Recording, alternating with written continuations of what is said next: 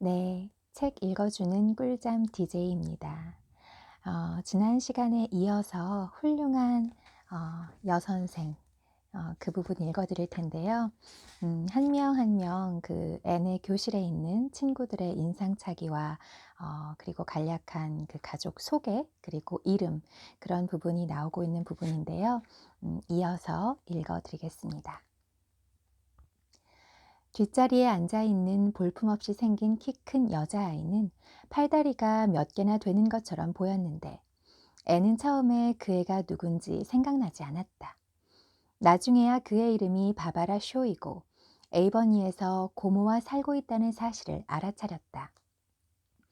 애는 또 바바라가 서두르다가 자빠지거나 누군가의 발에 걸려 넘어지지 않고 통로를 빠져나온다면 그것은 에이버니 학생들이 그 일을 축하하기 위해 학교에 벽보를 써붙일 정도로 특별한 사건이라는 사실도 알게 되었다. 그러나 애는 자기 책상 바로 앞에 앉아 있는 아이와 눈이 마주쳤을 때 마치 천재를 발견하기라도 한 것처럼 온몸에 이상한 전율을 느꼈다. 앤 생각에 이 아이는 폴 어빙이 틀림없었는데 폴이 에이버니 아이들과는 다를 거라고 했던 레이첼 린드 부인의 예견이 꼭 맞아떨어졌음을 알았다. 애는 에이버니뿐 아니라 세상 어디에서도 폴 같은 아이는 찾아보기 힘들 거라고 생각했다. 애는 열심히 자기를 쳐다보고 있는 폴의 짙푸른 눈동자 속에서 묘하게도 자기와 비슷한 한 영혼이 뚫어지게 바라보고 있음을 깨달았다. 애는 폴이 10살이라고 알고 있었지만 기껏해야 8살 정도로밖에 보이지 않았다. 폴은 여태껏 앤이 보아온 어떤 아이보다도 아름다운 얼굴이었다. 그 아름답고 섬세하고 순수한 얼굴은 밤새 곱슬머리가 둘러싸고 있었다. 폴의 입은 구김살이 전혀 없어 유쾌해 보였으며 빨간 입술은 부드러운 곡선을 이루며 겨우 보조개를 면한 곳쯤에서 멋지게 끝나 있었다. 폴은 몸집에 비해 훨씬 성숙한 영혼을 가진 아이처럼 해맑으면서도 진지하고 생각에 잠긴 듯한 표정을 짓고 있었다. 그러나 앤이 살며시 미소를 보내자 그런 표정은 사라지고 거기에 답하듯 미소가 떠올랐다.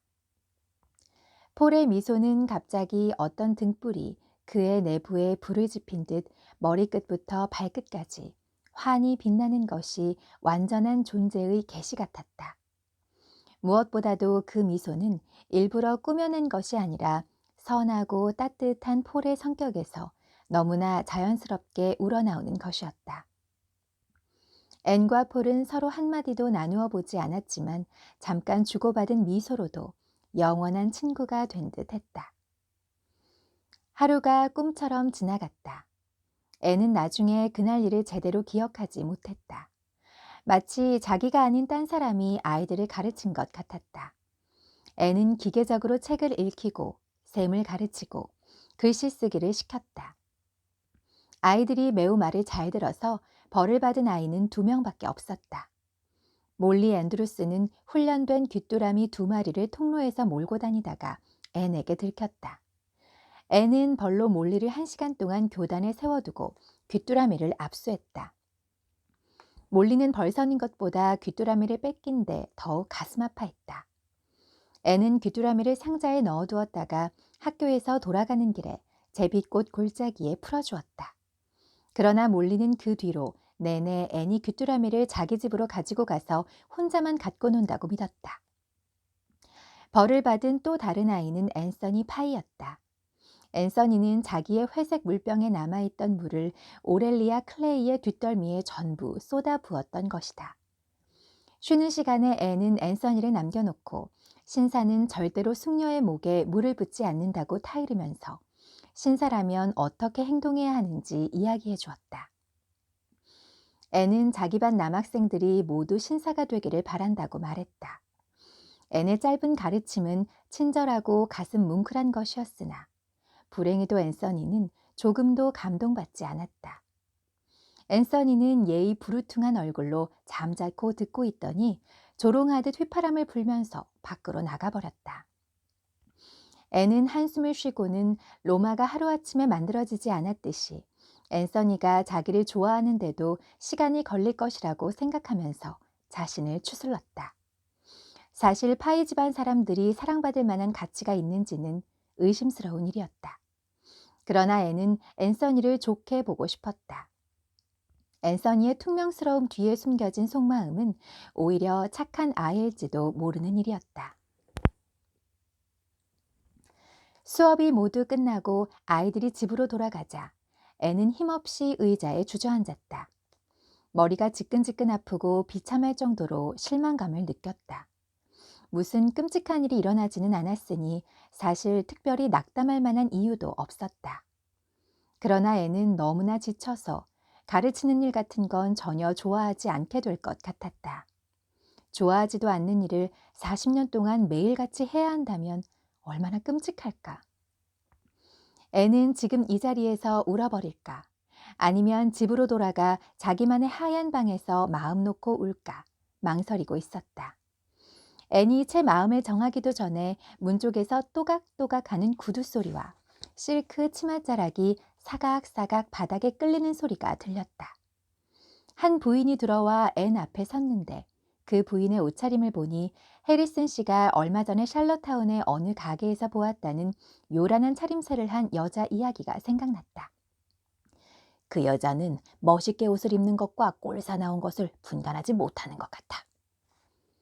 그 부인은 손댈 만한 여지가 있는 부분은 온통 다 부풀리고 주름 잡고 프릴을 단 연한 하늘색 실크 여름옷을 사치스럽게 차려입은 모습이었다. 머리에는 커다란 흰색 시폰 모자를 썼는데 모자에 달린 타조 깃털이 길다 못해 축 늘어져 있었다. 검고 큰 점이 잔뜩 박힌 분홍색 시폰 베일은 모자 끝에서 어깨까지 파티복 주름 장식처럼 늘어져 뒤에 달린 두 개의 가벼운 장식 리본과 함께 나풀거렸다. 그 작은 몸집에 보석을 치렁치렁 매달고 독한 향수 냄새를 풍기고 있었다. 그 여자가 말했다. 나는 돈넬 부인이에요. HB 돈넬이죠. 오늘 우리 딸 클래리스 엘마이러가 학교에서 돌아와 한 말이 사실인지 물어보러 왔어요. 난 그의 말을 듣고 너무너무 화가 났어요. 애는 아침에 돈넬네 아이들과 관련하여 무슨 사건이 있었는지 기억하려 애쓰며 우물거렸다. 무슨 말씀이신지 모르겠군요. 선생님이 오늘 우리 애들을 부를 때 돈넬이라고 했다면서요? 이봐요, 설리양. 돈넬의 정확한 발음은 돈넬이에요. 뒤 음절에 악센트를 주면서 돈넬이라고 해야 된다고요. 앞으로 주의해 주세요. 애는 웃음이 터져나오려는 것을 간신히 참으며 말했다. 노력할게요. 누가 자기 이름 철자를 잘못 쓰면 대단히 언짢다는 건 저도 겪어봐서 압니다. 자기 이름을 이상하게 부르면 무척 기분이 나쁘겠죠. 물론이죠. 그리고 클래리스 엘마이러가 그러는데 선생님은 또 내 아들을 제이콥이라 불렀다면서요? 앤이 이유를 설명했다. 대개 아드님이 저한테 자기 이름이 제이콥이랬어요. HB 돈넬 부인은 세상이 얼마나 타락했으면 애들이 눈꼽만치도 생각이 없는지 모르겠다는 투로 말했다. 그랬을 거란 생각은 했어요, 셜리 양. 그 앤 취향이 아주 서민적이죠. 그 애를 낳고 난 세인트 클레어라고 부르고 싶었어요. 아주 귀족적인 이름이죠. 안 그래요? 하지만 그의 아버지가 자기 삼촌 이름을 따서 제이콥이라 부르겠다고 고집을 부리지 뭐예요. 제이콥 삼촌이 돈 많은 노총각이라서 결국은 내가 양보했죠. 선생님은 어떻게 생각하세요? 아무튼 아무것도 모르는 우리 애가 5살 되던 해에 제이콥 삼촌이 덜컥 결혼을 해버리더니 지금은 아들이 셋이나 있어요. 세상에 믿을 사람 하나도 없다더니. 제이콥 삼촌은 뻔뻔스럽게도 결혼식 초대장까지 보냈다고요. 난 초대장을 받자마자 미안한 일이지만 제이콥이란 이름은 이제 사양하겠다고 했지요. 그날로 난 우리 아들을 세인트 클레어라 불렀으니까 남들도 그 애를 그렇게 불러야겠죠? 남편이 자꾸 제이콥이라고 불러서 그런지 그 앤 이상하게도 그 촌스러운 이름을 더 좋아해요. 하지만 그의 이름은 세인트 클레어고 앞으로도 그럴 거예요, 셜리 양. 내 말 잊지 마세요. 아셨죠? 고마워요. 난 딸애한테 선생님이 잘 몰라서 그랬을 테니 얘기를 하면 고쳐질 거라고 했어요. 뒤 음절에 악센트를 넣어 돈넬이라고 불러주시고 우리 아들을 부를 땐 반드시 제이콥이 아니라 세인트 클레어라고 해야 돼요. 잊지 않으시겠죠? 고마워요. 돈넬 부인이 유유히 교실을 나가자 앤은 교실 문을 잠그고 집으로 돌아갔다. 언덕 기슭에서 앤은 자작나무 길에 서 있는 폴 어빙을 보았다. 폴은 에이버니 아이들이 쌀 백합이라 부르는 우아하고 작은 야생난초 다발을 앤에게 내밀며 수줍게 말했다. 선생님, 라이트 아저씨네 들판에서 이 꽃을 보고 선생님 드리려고 가지고 왔어요. 선생님이 좋아하실 것 같아서요. 그리고 폴은 크고 예쁜 눈을 살며시 치켜떴다. 전 선생님이 좋아요. 애는 향기로운 난초를 받아들며 감격했다. 어머, 착하기도 하지. 애는 폴의 말을 들으니 마치 마법사의 주문처럼 방금 전의 좌절감과 피로가 사라지고 솟구치는 분수처럼 마음속에서 희망이 샘솟아 올랐다. 애는 축복이 가득 담긴 향기로운 야생난초를 들고 가벼운 걸음으로 자작나무 길을 걸어갔다. 마릴라가 궁금해했다. 그래, 잘했니? 한 달 뒤에나 대답할 수 있을 것 같아요. 지금은 뭐라 말을 못하겠어요. 전 저 자신을 너무 몰라요. 생각이 온통 흐리멍덩하게 뒤죽박죽이 됐어요. 오늘 제대로 해낸 일은 클리필 라이트한테 A를 어떻게 쓰는지 가르친 것밖에 없어요. 걘 그걸 모르고 있었거든요. 한 영혼을 셰익스피어나 신라권으로 이끄는 일에 첫 발을 내딛게 하는 건 정말 멋지잖아요? 나중에 린드 부인이 앤의 사기를 더욱 북돋아주는 소식을 가지고 왔다. 그 선량한 부인은 학생들을 자기 집 대문 앞에 불러 세워놓고 새 선생님이 얼마나 좋으냐고 묻고는 대답을 듣고 온 것이다. 앤서니 파이만 빼고 다른 애들은 모두 네가 너무너무 좋다더구나. 난 그 애가 널 싫어한다는 사실을 받아들일 수밖에 없었단다. 그 애는 네가 다른 여선생님들과 마찬가지로 시시해 보인대. 바이 집안 애들은 하나같이 너만 보면 못 잡아먹었어 안달이구나. 하지만 신경 쓰지 마라. 신경 쓰지 않을 거예요. 그리고 앤서니 파이도 조만간 저를 좋아하게 될 거예요. 참고 잘해주다 보면 언젠가 저를 좋아할 날이 오겠죠. 앤의 조용한 대답에 린드 부인이 조심스럽게 말했다. 글쎄다. 바이 집안 아이에 대해 그렇게 자신하지는 마라. 그 애들은 두 번에 한 번 꼴은 꼭 정반대로 엉뚱하게 행동한단다. 그건 그렇고 돈 낼 부인 이야긴데 말이야. 내 장담하지만 절대로 난 그 여자한테 돈 낼이라고 하지 않을 게다. 그 사람들 성은 옛날부터 원래 돈 낼이야. 그 여편네 정말 정신 나갔지. 그 여자 집에 여왕이라는 버그종의 개가 한 마리 있는데 글쎄 그 집 식구들이랑 한식탁에서 밥을 먹는단다. 그것도 그 비싼 도자기 접시에 담아서 말이야. 내가 그 여자라면 하늘이 무서워서라도 그렇게는 못할 거야.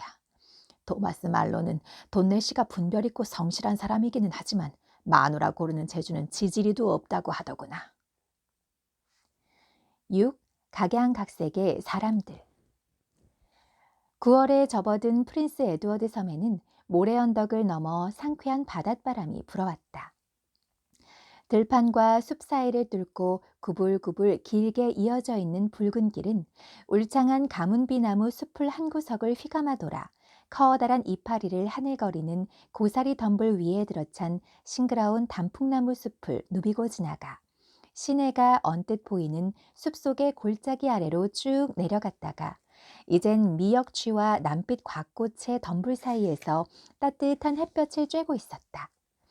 여름 언덕에 깃들여 사는 조그만 귀뚜라미들이 떼지어 흥겹게 노래하는 소리가 대지에 울려 퍼졌다.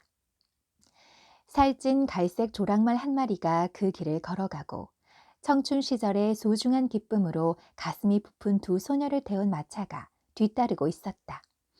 애는 행복에 겨운 한숨을 내쉬었다. 아, 다이애나. 이런 날은 에덴 동산에서나 있을 수 있는 날이야. 그렇지? 바람이 요술을 부리고 있어.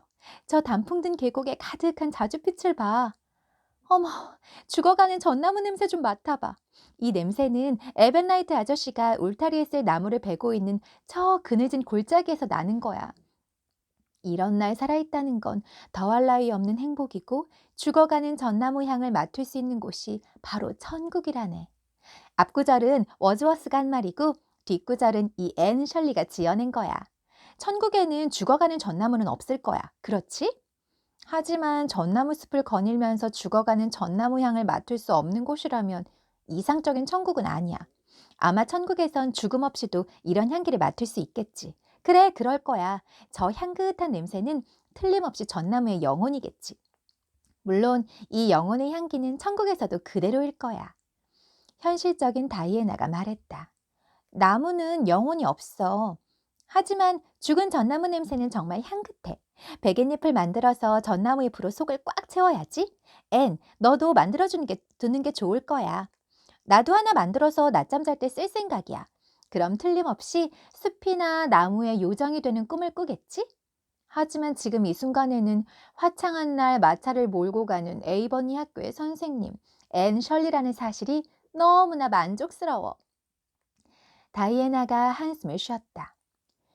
좋은 날이긴 하지만 우리가 지금부터 해야 할 일은 결코 즐거운 일이 아닌걸.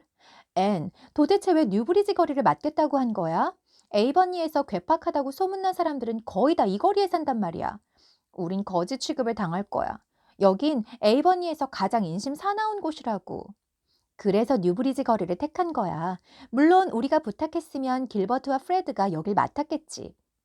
하지만 다이애나, 너도 알다시피 에이버니 지역 개선협회를 만들자고 처음 제안한 사람은 나니까 내가 책임을 져야지. 그러니 가장 힘든 일은 내가 맡아야 한다는 생각이 들어. 네 생각을 미처 못해서 미안해.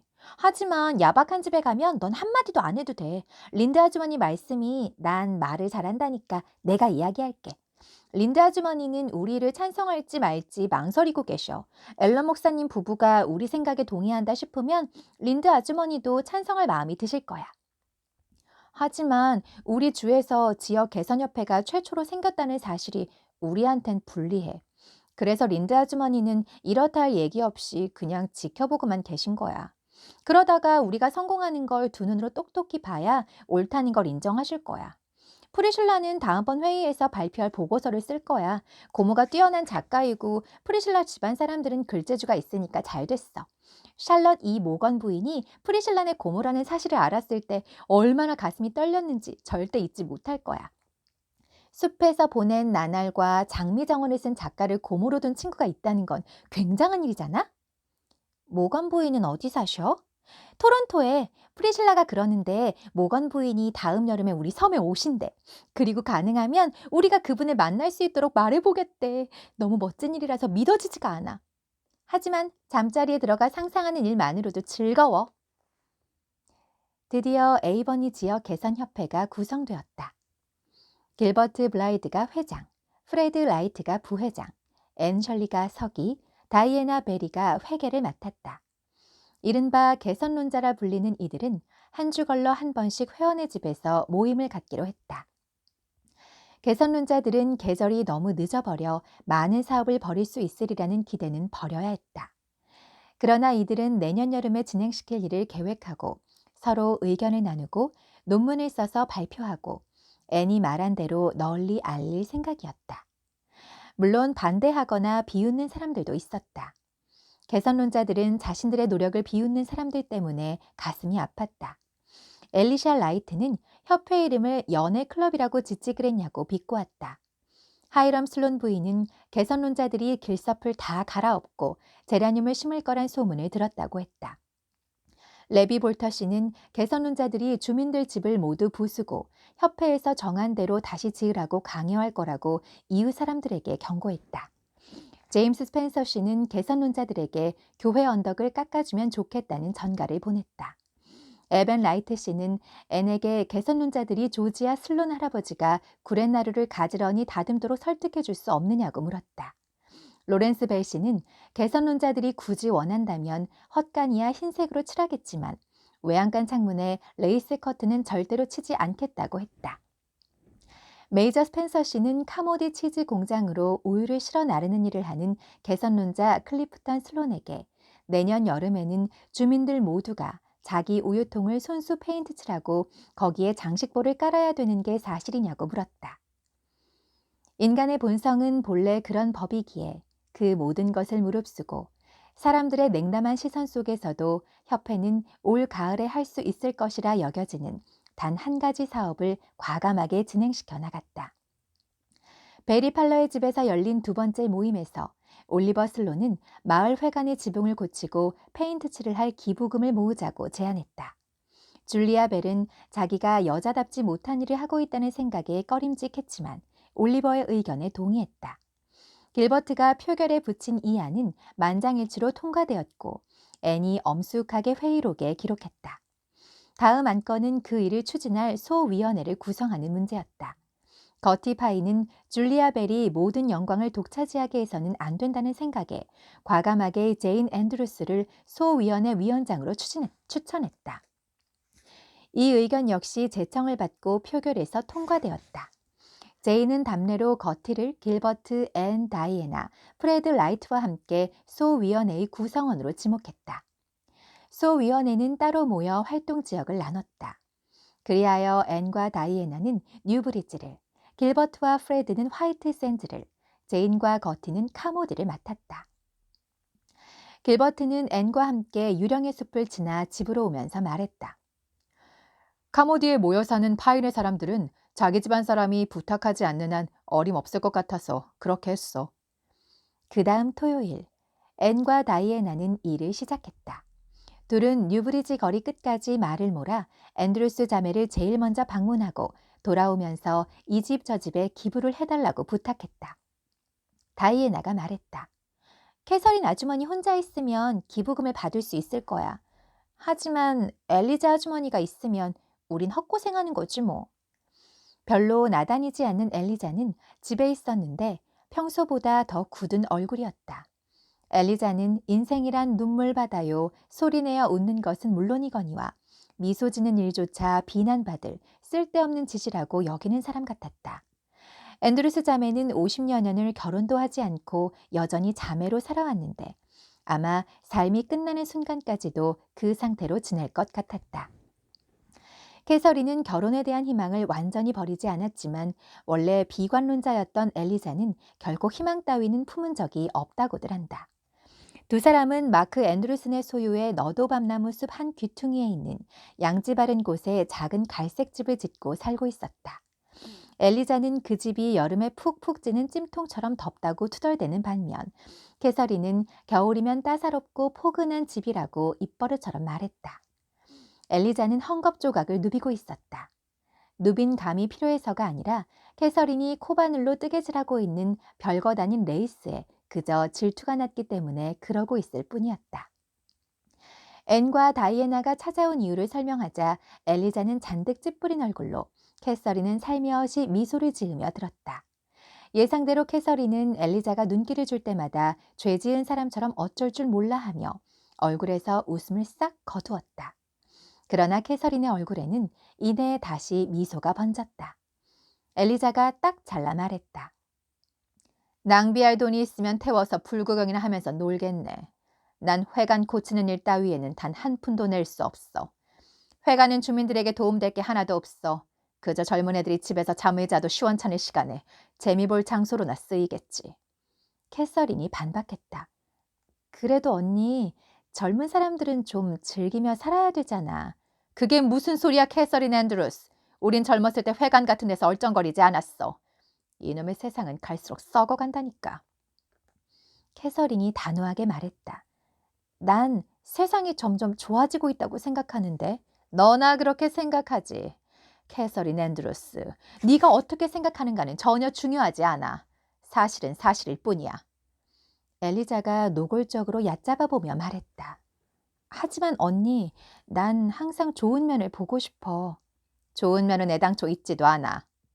애는 엘리자의 말도 안 되는 주장을 듣다 못해 소리를 질렀다. 아니에요. 그렇지 않아요. 세상엔 좋은 점이 얼마나 많은데요. 정말 아름다운 세상이잖아요. 엘리자가 매섭게 쏘아붙였다. 너도 나만큼 오래 살다 보면 그런 고상한 생각일랑 없어질 거다. 그리고 세상을 더 좋게 만들어 보려고 그렇게 애쓰지도 않을 거다. 다이애나, 어머니는 어떠시냐? 요즘 기력이 쇠했더라고. 완전히 약해진 것 같아. 앤, 마릴라는 얼마나 있어야 눈이 아예 멀어버릴 것 같으냐? 앤은 더듬거리며 말했다. 의사 선생님 생각으로는 조심만 하면 더 이상 나빠지지는 않는댔어요. 엘리자가 고개를 절레절레 흔들었다. 의사들이란 사람들 듣기 좋으라고 늘 그런 식으로 말하지. 내가 마릴라라면 희망을 갖지 않겠다. 최악의 사태에 대비하는 게 최고지. 애는 애 같았다. 최선의 경우를 바라고 살면 안 되나요? 나빠질 가능성만큼 좋아질 가능성도 있잖아요. 엘리자는 쌀쌀맞게 되받았다. 내 경험으로는 아니야. 너희들은 고작해야 16살이지만 난 57살이다. 그래, 일은 잘 되어가니? 이번에 새로 만든 너희 협회가 에이번 일을 더 이상 내리막길로 이끌지 않기를 바란다. 뭐 별로 기대하지도 않지만. 앤과 다이애나는 그 집을 미련 없이 나와 살진 말이 달릴 수 있는 최대의 속도로 마차를 몰았다. 앤과 다이애나가 너도밤나무 숲을 끼고 돌 무렵 앤드루스 자매의 목장에서 어떤 뚱뚱한 사람이 미친 듯이 손을 흔들며 뒤쫓아왔다. 바로 캐서린 앤드루스였다. 캐서린은 숨이 차 말도 제대로 못하면서 앤의 손에 50센트를 쥐어주었다. 캐서린이 헉헉거리며 말했다. 회관을 칠하라고 주는 돈이야. 1달러를 내고 싶은데 상비금이라서 그 이상은 낼 수 없어. 그랬다간 엘리자 언니가 눈치챌 테니까. 난 너희들이 만든 모임에 정말 관심이 많고 좋은 일 많이 하리라 믿고 있단다. 난 낙천적인 사람이야. 언니랑 같이 살려니 낙천가가 될 수밖에. 엘리자 언니가 찾기 전에 어서 돌아가야겠다. 언니는 내가 당 모이를 주고 있는 줄 알거든. 기부금 많이 거더라. 그리고 엘리자 언니 말에 너무 낙심하지 말고. 세상은 점점 좋아지고 있어. 그건 틀림없는 사실이지. 그 다음으로 찾아간 곳은 다니엘 블레어씨 집이었다. 마차가 바퀴 자국이 깊이 팬 좁은 길을 덜컹거리며 가고 있는데 다이애나가 입을 열었다. 여기는 블레어 아주머니가 집에 있느냐 없느냐에 달려 있어. 블레어 아주머니가 있으면 우린 기부금을 한 푼도 못 받을 거야. 모두들 블레어 아저씨가 부인 허락 없이는 머리카락 한 올도 자르지 못할 사람이라고 하잖아. 블레어 아주머니는 너그럽기 이전에 사리를 따져야 한다고 말하지. 하지만 린드 아주머니는 블레어 아주머니가 사리를 따지다 못해 인정머리라고는 눈꼽만치도 없는 사람이래. 그날 저녁 앤은 마릴라에게 블레어 씨 집에서 있었던 일을 이야기해 주었다.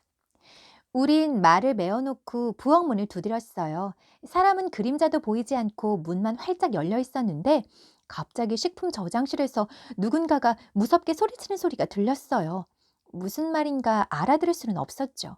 다이애나는 말소리를 봐서는 욕하는 소리가 틀림없다고 했어요. 블레어 아저씨는 늘 조용하고 온순한 분이라 난 그분이 욕을 했다는 게 믿어지지 않아요. 하지만 적어도 아저씨가 굉장히 화가 나신 것만은 분명해요. 그 불쌍한 분이 홍당무처럼 얼굴이 빨개져서는 땀을 뻘뻘 흘리며 문가로 나왔을 때 자기 부인의 커다란 줄무늬 앞치마를 입고 있었어요. 아저씨가 그러시더군요. 이놈의 앞치마를 벗어버릴 수가 있어야지. 너무 단단하게 묶어서 풀 수가 없어. 그러니까 아가씨들 이런 차림새를 너그럽게 봐줘. 라고요. 우린 괜찮다고 말하고 들어가서 앉았어요. 블레어 아저씨도 앉으셨죠. 아저씨는 앞치마를 뒤로 돌려 돌돌 말아 올리고는 몹시 쑥스러워하시면서 가엾다고 흉보지는 않을까 걱정하는 눈치였어요. 그래서 다이애나가 말했죠. 우리가 때를 잘못 맞춰 온 것 같아 미안하다고요. 아주머니도 아시다시피 블레어 아저씨는 아주 예의 바른 분이시잖아요. 그분은 애써 웃으며 아니야. 케이크 구울 준비를 하느라 좀 바쁠 뿐이지. 마누라가 오늘 몬트리올에서 처제가 온다는 전보를 받고 역으로 마중 나가면서 나더러 찻상에 낼 케이크를 좀 구워 놓으라고 했어. 마누라가 케이크 만드는 법을 써놓고 설명까지 해줬는데도 어쩌라는 소리인지 도통 모르겠어. 그래, 여기 입맛에 따라 향을 이라고 적혀 있구나. 이게 무슨 뜻이냐? 설명해 줄 수 있겠니? 내 입맛이 다른 사람 입맛에 맞지 않으면 어쩌지? 조그만 레이어 케이크 하나 만드는데 바닐라를 큰 숟가락으로 하나 정도 넣어도 되니? 하고 말씀하셨어요. 난 그 아저씨가 너무 안 돼 보였어요. 그분은 남편 대접을 전혀 못 받는 것 같았어요. 공처가에 대해서 들어본 적이 있지만 블레어 아저씨를 보고서야 이런 사람이 바로 공처가구나 싶더라고요. 제 입안에선 블레어 아저씨 회관을 고칠 기부금을 내시면 제가 케이크 반죽을 해드릴게요 하는 말이 맴돌았어요. 하지만 그러잖아도 곤경에 빠져 있는 분과 흥정을 한다는 건 이웃으로서 도저히 못할 일이란 생각이 불현듯 들더군요. 그래서 아무 조건 없이 그냥 케이크를 반죽해드리겠다고 했어요. 블레어 아저씨는 뛸 듯이 좋아했어요. 아저씨는 결혼 전에는 곧장 빵을 구워 먹었지만 그 실력으로 케이크는 어림도 없다고 했어요. 하지만 아저씨는 아내를 실망시키고 싶지 않았던 거죠. 블레어 아저씨는 제게 앞치마를 하나 가져다 주셨어요. 다이애나는 달걀을 풀고 전 반죽을 했어요. 아저씨는 이리저리 뛰어다니며 재료를 챙겨주셨죠. 아저씨는 앞치마 따윈 까맣게 잊어버렸는데 아저씨가 뛰어다닐 때마다 앞치마가 뒤에서 나부꼈어요. 다이애나는 그 모습을 보느니 죽는 게 낫다고 생각하고 보지 않았대요. 블레어 아저씨는 케이크 굽는 건 혼자 할 수 있다고 하셨어요. 그런 일엔 익숙하시대요. 그러고는 기부금 장부를 보여달라고 하시더니 4달러를 내겠다고 적었어요. 결국 우린 보답을 받은 거죠. 하지만 설령 블레어 아저씨가 한 푼도 내지 않겠다고 해도 그분을 도와드린 건 기독교인으로서 당연한 도리라는 생각에는 변함이 없어요. 앤과 다이애나는 다음으로 시어도어 화이트 씨 집을 찾아갔다. 둘은 그 집에는 가본 적이 없고 화이트 부인과는 거의 얼굴만 알고 지낼 뿐이었다. 화이트 부인은 사람들과 친하게 지내지 않았다. 뒷문으로 들어가야 할까? 현관으로 들어가야 할까? 앤과 다이애나가 소곤거리며 의논하는데 화이트 부인이 신문지를 한아름 들고 현관으로 나왔다. 화이트 부인은 조심스럽게 현관 바닥과 계단에 신문지를 한 장 한 장 깔더니 낯선 방문객들 앞까지 걸어왔다. 화이트 부인이 걱정스러워하며 말했다. 잔디에 발을 깨끗이 턴 다음 신문지를 밟고 들어오겠니? 방금 집안을 구석구석 청소했기 때문에 더럽히고 싶지 않거든. 어제 비가 와서 이 길은 진흙투성이야. 신문지를 밟고 지나가면서 앤이 다이애나에게 귀옛말로 경고했다. 웃으면 안 돼. 다이애나, 부탁인데 화이트 부인이 무슨 소리를 해도 절대 나를 쳐다보지 마. 그렇지 않으면 아무렇지도 않은 얼굴로 있을 수 없을 거야. 신문지는 현관을 지나 먼지 하나 없이 깨끗한 응접실까지 깔려 있었다. 앤과 다이애나는 가장 가까이에 있는 의자에 조심스럽게 앉아 용건을 말했다. 화이트 부인은 예의 바르게 듣고 있다가 딱 2번 이야기를 끊었는데 한 번은 겁없이 들어온 파리를 쫓아내느라고 또 한 번은 앤의 옷자락에서 양탄자로 떨어진 실오라기 같은 풀을 줍느라고 그랬다. 앤은 아주 큰 죄를 지은 것 같은 기분이 들었다. 그러나 화이트 부인은 기부금 장부에 2달러를 내겠다고 썼고 그 자리에서 돈을 냈다. 그 집을 나오면서 다이애나가 말했다. 기부금을 받으러 또 올까봐 그런 거야. 화이트 부인은 앤과 다이애나가 메어놓았던 말을 풀기도 전에 신문을 주워 모았고 두 사람이 말을 몰아 마당을 지나면서 보니 현관에서 바삐 비질을 하고 있었다. 그 집을 완전히 벗어나자 다이애나는 참았던 웃음을 터뜨리며 말했다. 세상에서 시어도어 화이트 부인만큼 깔끔한 사람은 없다는 이야기는 익히 들었지만 그 소리가 괜히 나온 게 아니라는 걸 이제야 알겠어. 앤이 정색을 하고 말했다. 아이가 없어서 정말 다행이야. 엄마가 저러면 아이들은 정말 끔찍할 거야. 스펜서 씨 집에서는 이사벨라 스펜서가 에이버니 사람들 하나하나마다 험담을 늘어놓는 바람에 앤과 다이애나는 비참해졌다. 토머스 볼터 씨는 20년 전 회관을 지을 때 자기가 제안한 터에 짓지 않았다는 이유로 기부금을 내지 않겠다고 했다. 건강하기로 소문난 에스터 벨 부인은 반 시간 동안이나 쑤시고 아픈 데를 구구절절히 늘어놓더니 내년 이맘때 자기는 여기 없을 거라며 아니 무덤 속에 있을 거라며 처량하게 50센트를 내겠다고 적었다. 그 다음은 누구네 집으로 갔을까요? 네, 여기부터 읽어드릴게요. 앤과 다이애나는 그곳에서 집이 멀지 않았지만 까다롭기로 소문난 딕슨 부인의 성미를 건드리지 않기 위해 차를 내오겠다는 호의를 거절하지 않고 거기에서 차를 마셨다. 앤과 다이애나가 딕슨 씨 집에 머무는 동안 나이든 제임스 화이트 부인이 잠시 그 집에 들렀다. 방금 로렌존의 집에 다녀오는 길인데 이 순간 에이버니에서 가장 기쁜 사람은 로렌조야. 어떻게 생각해? 사내 아이를 낳았더라고. 걔 집에 7을 낳은 뒤에 본 사내 아이니 정말 사건이라 할 수 있지. 앤은 그 이야기를 귀담아 들었다가 딕슨 시내를 나오면서 다이애나에게 말했다. 곧장 로렌조 화이트 아저씨네로 갈 거야. 하지만 그 아저씨는 화이트 샌즈 거리에 살고 있고 여기서 꽤 멀잖아. 길버트와 프레드가 찾아갈 거야. 그래도 앤은 단호하게 말했다. 길버트와 프레드는 다음 토요일에나 돌아다닐 텐데 그땐 너무 늦어. 그 집의 흥겨운 기분이 다 사라진다고. 로렌조 화이트 아저씨는 아주 인색하지만 지금이라면 다만 얼마라도 기부할 거야. 다이애나, 이런 절호의 기회를 놓칠 순 없어. 앤의 예상은 적중했다. 화이트 씨는 마당에서 부활절 태양처럼 환한 얼굴로 앤과 다이애나를 맞았다. 앤이 기부금 이야기를 꺼내자 화이트 씨는 기꺼이 받아들였다. 그래, 그래. 제일 많이 기부한 사람보다 1달러 더 낸다고 적어드렴. 앤이 조마조마한 마음으로 말했다. 그럼 5달러를 내셔야 하는데요. 다니엘 블레어 아저씨가 4달러를 기부하셨거든요. 그러나 로렌조 씨는 눈 하나 깜짝하지 않았다. 5달러다. 옛다. 이제 우리 집에 들어가자. 집안에 굉장한 게 있거든. 아직 몇 사람밖에 못 봤단다. 들어가서 너희들 생각을 말해다오. 신이 난 로렌조 씨를 따라 집으로 들어가면서 다이애나가 걱정스러운 듯이 소곤거렸다. 아기가 예쁘지 않으면 뭐라고 하지? 앤이 태평스레 대꾸했다. 걱정 마. 틀림없이 좋은 말이 생각날 거야. 아기에겐 해줄 말이 많은 법이니까. 그러나 아기는 예뻤다. 화이트 씨는 작고 통통한 새 생명을 보고 진심으로 기뻐하는 두 소녀에게 5달러를 낸 것에 대해 조금도 아까운 생각이 들지 않았다. 그러나 그때가 로렌조 씨가 기부금을 낸 처음이자 마지막이었다. 애는 좀 피곤하기는 했지만 여러 사람을 위해 그날 밤 한 번 더 애를 썼다. 들판을 가로질러 해리슨 씨를 만나러 갔더니 해리슨 씨는 평소처럼 진저를 데리고 베란다에서 담배를 피우고 있었다. 정확히 말하면 해리슨 씨는 카모디 거리에 산다. 하지만 제인과 거티는 미심쩍은 소문 외에 해리슨 씨에 대해 아는 거라고는 하나도 없으니 앤더러 해리슨 씨에게 기부금 이야기를 해보라고 안달복달하며 졸랐단 것이다. 그러나 해리슨 씨는 동전 한 입도 낼 수 없다고 딱 잘라 말했다. 앤이 아무리 설득해도 해리슨 씨는 꿈쩍도 하지 않았다. 앤이 투덜거렸다. 전 말이에요, 해리슨 아저씨. 아저씨가 우리 모임을 좋아하는 줄 알았어요. 물론 좋아하고 말고. 하지만 내 코가 석자니 어쩌겠니. 앤은 잠자리에 들면서 자기 방 거울에 비친 얼굴을 보며 중얼거렸다. 오늘 같은 일을 몇 번만 더 겪고 나면 나도 엘리자 아주머니 못지않은 비관론자가 되어 있을 거야.